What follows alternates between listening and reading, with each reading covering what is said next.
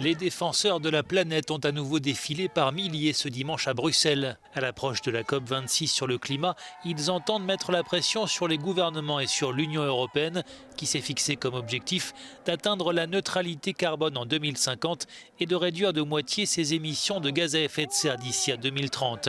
Des mesures qui n'impressionnent toujours pas ces amoureux de la planète, jeunes comme moins jeunes. Ils parlent de 2050, 2030, c'est trop peu et trop tard. Ils doivent agir maintenant.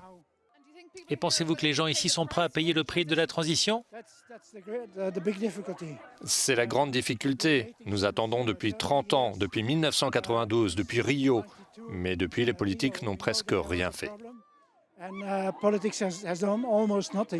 Dans le cortège, de nombreux jeunes comme ces filles scouts qui ont bien l'intention de se faire entendre et de montrer la voie pour que les comportements changent afin de préserver le climat et l'avenir de cette génération qui n'est pas encore en âge de décider.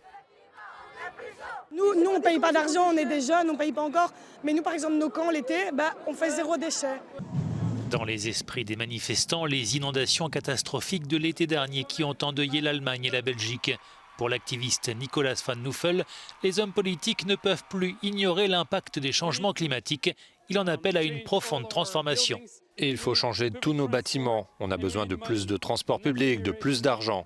Le plan européen de nouvelle génération est un bon premier pas, mais il est totalement insuffisant. Les défenseurs du climat espèrent que l'Union européenne se rendra à la COP26 avec de grandes ambitions. La chose la plus importante dont nous avons besoin à la COP26, c'est une négociation sur l'ambition, la réduction de nos émissions et l'argent pour les pays en développement. Malgré l'atmosphère de festival qui régnait ce dimanche à Bruxelles, le ton parmi les manifestants, jeunes comme moins jeunes, est à l'urgence. Si leur message n'est pas entendu par les hommes politiques, ils retourneront bientôt dans la rue. For Euronews, I'm Maeve McMahon in Brussels.